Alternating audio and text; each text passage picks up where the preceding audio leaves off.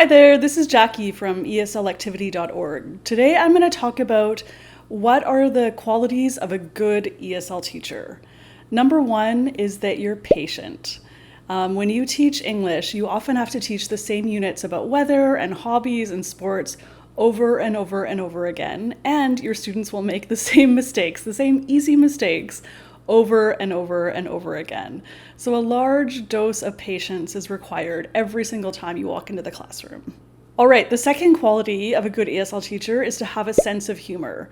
So laugh at the mistakes you make, maybe things happen in your class with an activity, and just laugh at yourself and try not to worry about it too much. And of course, students are very unpredictable. They are people, so they will do a million things that you don't expect. Have a sense of humor, and your classes will go much more smoothly.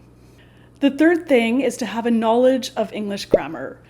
So this isn't so important if you teach little kids. You'll be teaching very basic grammar, like I like cats, or my name is Jackie, or you'll be teaching like simple vocabulary. However, if you teach teenagers or adults, you'll probably get into more complicated English grammatical concepts. So if you're a little bit shaky on, say, what is the first conditional, what is the present continuous tense, etc., I recommend brushing up on it. And one of the best ways is to take something like the CELTA course, or there's a few books as well for English teachers. All right, the next quality is to be flexible. So often when you teach in schools, you'll get a class kind of thrown at you at like the very, very last minute. It'll be like, oh, class is starting in 1 minute, Jackie. We have all these new students. You have a new class. Ready? Go. Here's the book. Good luck. So you have to just kind of take it on with a grain of salt and just kind of be patient and laugh it off and not worry about it and be flexible. Just go into class and do your best and don't worry about it. And also classes will often get canceled at the last minute for various things, field trips, or maybe 2 students will show up. The other 24 have a field trip, something like that. So just be flexible and adapt to whatever just happens in front of you. Okay, so the next thing is to be fair. So don't play favorites and treat everyone the same.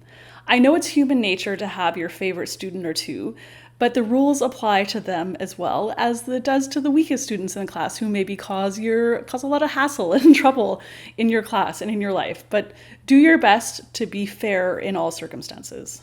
The next thing is to be organized.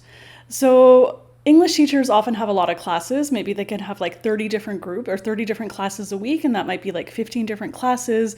Maybe you have to do report cards, you have to do grading, maybe you got to do phone calls, whatever the case might be. So be organized and keep track of everything, however it works for you, like an agenda, Google calendars, I don't know, like a schedule, a timetable, whatever the case might be. Just get organized and stay on top of the grading, on top of the lesson planning, all of those things. All right, the next thing is to genuinely like people. You will be spending a lot of time teaching, in some cases 30 hours a week or even 35 hours a week. That is a lot of time interacting with people. So if you are kind of the person who likes to spend a lot of time alone, I'm not sure that teaching English was the best career choice.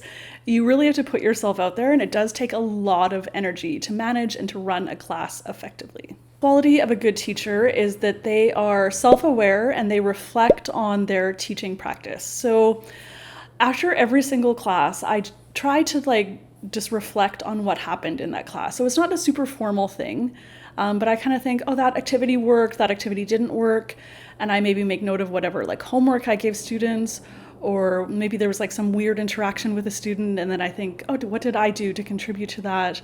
Or this student was misbehaving, did I do something to cause that? Maybe I had too much downtime between activities, something like that. So just think about what went well and then do more of those things, and then what didn't go well and kind of find solutions or ways to eliminate those things. All right, the last quality of a good teacher is the motivation to be better.